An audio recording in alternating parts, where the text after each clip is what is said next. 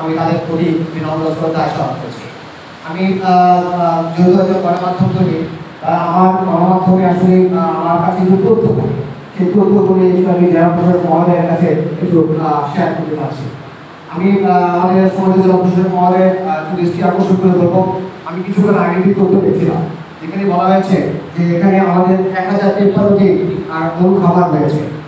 তো এখানে আমি একটু আপনাকে নজর রাখতে চাই, সেটি হচ্ছে আমাদের জেলায় যে বাণিজ্যিক যে খামার রয়েছে সেটি বাড়ছে, কিন্তু আমাদের যে প্রান্তিক যে খামারি সেই খামারির সংখ্যা কিন্তু কমছে। প্রান্তিক খামারি আমাদের খুবই গুরুত্বপূর্ণ বিষয়। বাণিজ্যিক খামারি আমার টাকা আছে, আমি বাণিজ্য করতে পারি, কিন্তু প্রান্তিক খামারের বিষয়টা কিন্তু ভিন্ন। প্রান্তিক খামারি একজন দিনমজুর কিংবা একজন শ্রমিক কৃষক। কেন আমরা প্রান্তিক খামারিগুলো হারিয়ে ফেলছি? এর অন্যতম কারণ হচ্ছে এই যে গবাদি যে পশুপালন, এই সম্পূর্ণ খাদ্য ক্রয় নির্ভর হয়ে পড়ছে। এই ক্রয় নির্ভর হয়ে পড়ার কারণে আমাদের এই প্রান্তিক খামারিগুলো কিন্তু চলে যাচ্ছে, আমরা কিন্তু প্রান্তিক খামারি আমাদের কমে যাচ্ছে।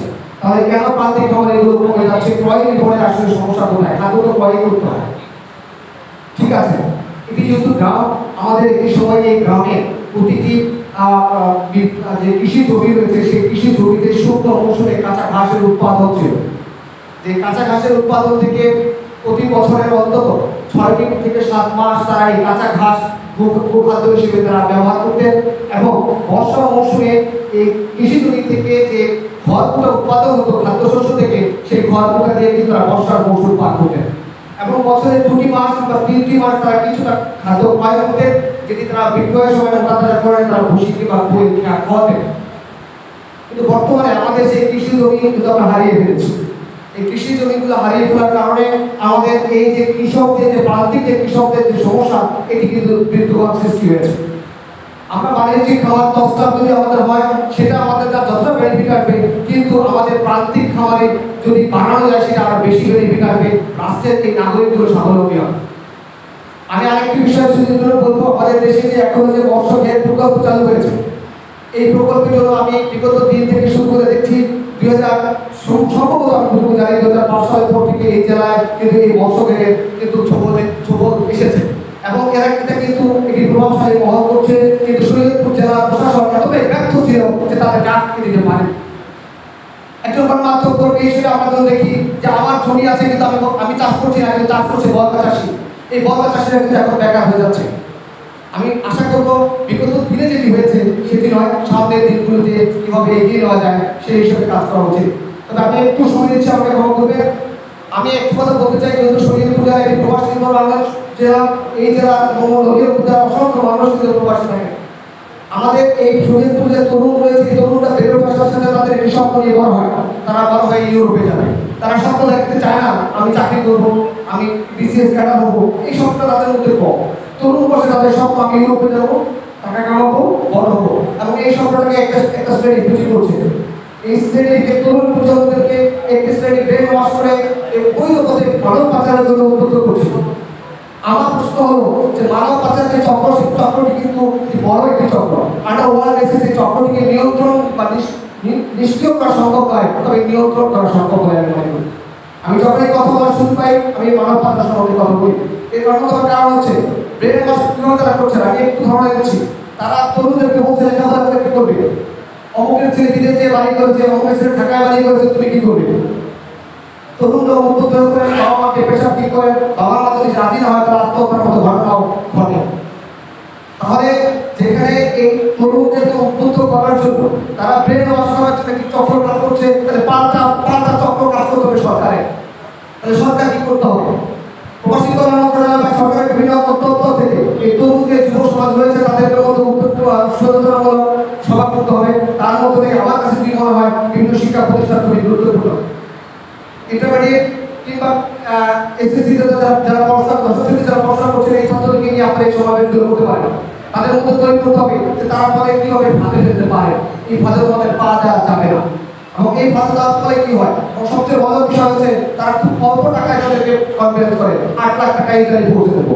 উদ্দেশ্য 8 লাখ টাকা নিয়ে এবার লিবিয়া পর্যন্ত নিয়ে পরে দেখা যাবে। এরপর তারা ঠিকই 25 লাখ 30 লাখ টাকা করছে, 1 কোটি টাকা দিয়েও জানে ফেরত আসতে পারেনি, এমন কথা শুরু করে গেছে। সম্মানিত জেলা প্রশাসক মহোদয়, আপনাকে আমি আরেকটি কথা বলবো, শুদ্ধ বাংলাদেশ করার লক্ষ্যে বাংলাদেশ যদি করতে হয় তাহলে বাংলাদেশের যে টেকসই যে পরিকল্পনা, সেই পরিকল্পনা গ্রহণ করতে হবে। টেকসই পরিকল্পনা গ্রহণের বিপরীতে বাংলাদেশ সরকার সঙ্গে বাংলাদেশ ধরা কখনোই সম্ভব নয়।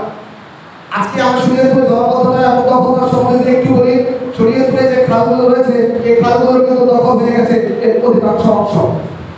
এই দখল হওয়ার পিছনে সরকার কেন আমরা অবৈধ দখল স্থাপনা বন্ধ করতে পারিনি, এর অবৈধ কারণ হচ্ছে সরকারের বা উপজেলা প্রশাসনের দুর্বল ব্যবস্থাপনা। এই দুর্বল ব্যবস্থাপনাটা কোথায়? যিনি সরকারের খাত হিসেবে স্থাপনা তৈরি করছেন, তিনি কিন্তু পরিকল্পনায় নিয়ে এসেছেন যে আমি আজকে একটু কাজ করবো, রেখে দেবো, এসএম মহোদয় আসবেন কিংবা এগুলো মহোদয় আসবেন, তার তো স্যার আর করবো না, স্যার চলে যাবে শেষ। দুদিন পর আবার শুরু করবে, একদিন কাজ করবো, এবার সিলেট জানবেন তহসিলদারকে পাঠাবেন, তহসিলদার বলবে স্যার না করে আসছি, এক সপ্তাহ পরে যাবেন সেখানে স্থাপনা হয়ে গেছে। তাহলে আপনি গেলেন, আপনি নিষেধ করে চলে আসলেন, স্থাপনা কি বন্ধ হলো কিনা? তাহলে এই ব্যবস্থাপনা যদি স্থাপনা বন্ধ করা না যায়, অবৈধ দখলদার, তাহলে সেই ব্যবস্থাপনা কি প্রয়োজন? আমি বলতে চাই, আমাদের দেশে যে শরীয়তপুরে যে দরিয়া যে খালগুলো রয়েছে, সেই খালগুলো ভরাট করে জলাবদ্ধতার সৃষ্টি হচ্ছে। এই জলাবদ্ধতা যদি আজকে আপনি মুক্ত করতে না পারেন, তখন মুক্ত করতে না পারেন, 5 বছর পর কিন্তু এই প্রশাসন হিসেবে যাবে। তার কারণ অসংখ্য স্থাপনা তৈরি হবে, তখন আর আপনার পক্ষে সম্ভব হবে না। কাজে এখনই উদ্যোগ সময় নিতে হবে যে এই সময়ের মধ্যে আমাদেরকে এগুলো দখল মুক্ত করার উদ্যোগ গ্রহণ করতে হবে। আমি বিশেষ করে উপজেলা প্রশাসককে এবং জেলা প্রশাসক মহোদয়কে বলবো, আমরা যদি গণমাধ্যম করি, গণমাধ্যম কিন্তু আপনাদের একটি হাতিয়ার, এবং আপনাদের এই হাতিয়ার আপনারা কিভাবে ব্যবহার করবেন সেটি নির্ভর করে আপনাদের উপর। আমরা গণমাধ্যম করি, আমরা ভাই হিসেবে কথা বলতে স্বাচ্ছন্দ্য বোধ করি, আমরা ভাই বলে কাজ করতে স্বাচ্ছন্দ্য বোধ করি, কিন্তু আমরা যখন কোনো অফিসারের ভিতরে স্যার শব্দের অনুভূতি আপনি আশা থাকে, তখন আমার কাছে মনে হয় যে ওনাকে নিয়ে তো ভাই বন্ধুর মতো কাজ করা যাবে না, তো স্যার আপনারা উপজেলা প্রশাসন যদি স্যার না হয় ভাই বন্ধু হন, তাহলে আপনারা শান্তি মতো কাজ করতে পারবেন, আমরাও আপনাদের সাহায্য করতে পারবো। আর আপনারা উপজেলা প্রশাসনে যারা রয়েছেন, তারা যদি আপনারা মনে করেন আমরা ছাড়, তুমি সাংবাদিক, আমাকে কর্মী, এভাবে হবে কি যে আসলে আন্তরিকতা বাড়বে না, আর আন্তরিকতা ছাড়া কাজ করে সফলতা আসবে না, বিরোধ সৃষ্টি হবে। আমি একটি কথা বলতে চাই, আমরা এখানে যদি কথা বলি, আপনি যে নিউজটা, আমার নিউজ করার উদ্দেশ্য কি? আপনাকে শুনতে দেওয়া কিংবা জাতিকে শুনতে দেওয়া। আপনি এরকম মনে ভুল হয়েছে, আমি যদি ওনাকে একটা মেসেজ করে ভাই আপনি ভুল করেছেন, এটা আর করার দরকার নেই, তাহলে কিন্তু উনি শুনতে দিতে পারেন। কিন্তু কিছুক্ষণ পরে আমি সেটা না বলে আমি কিন্তু একটা নিউজ করে দিতে পারি। আমি যখন একটা নিউজ করে দেবো, তখন হচ্ছে কি যে মানুষ জানবে কিংবা তার একটি সমস্যা তথ্যপূর্ণ সম্পর্ক তৈরি হবে। আমি সেই সম্পর্কের দিকে যেতে চাই না। আমি চাই আমাদের ভিতরে সহযোগিতা সম্পর্ক থাকবে, আপনারা আমাদেরকে সহযোগিতা করবেন, ভাই বন্ধু হিসেবে আমরা কাজ করবো। আমরা স্যার কিংবা সাংবাদিক কিংবা এভাবে আমরা আমাদের সম্পর্ক বিরাট করতে চাই না। আমি যা প্রশাসন আমাদের চেষ্টা করতে শুনি, তুমি বলবো বিশেষ করে আমাদের এই অবৈধ খালের স্থাপনা, আর এই যে আপনারা যদি করছেন এই অবৈধ স্থাপনার ক্ষেত্রে যে ব্যবস্থা সিস্টেমটা পরিবর্তন হবে, যারা অবৈধ স্থাপনা করছে আপনারা তাদের নিষেধ নয়, আপনার তাৎক্ষণিক সেটা ভেঙে দিতে হবে, এবং সেখানে ভেঙে দিয়ে সেখানে সাইনবোর্ড দিয়ে দিতে হবে, এই সরকারের দাঁড়িয়ে যায় না। এই ব্যবস্থা আপনারা যদি আপনারা করতে না পারেন, তাহলে হবে না। উদ্ধার অভিযানের ক্ষেত্রে সে একই চিত্র আমরা দেখি, উপজেলা প্রশাসন দল উদ্ধার অভিযান চলছে আমাদের, নির্দিষ্ট একটি স্থাপনা দুটি স্থাপনা ভাঙার পর বলে উদ্ধার অভিযান চলমান আছে, কিন্তু চলমান আছে কোথায়? সেটি দিকে নজর রাখবেন। আমি আর বক্তব্য বাড়াবো না, ধন্যবাদ সকলকে, আসসালামু আলাইকুম।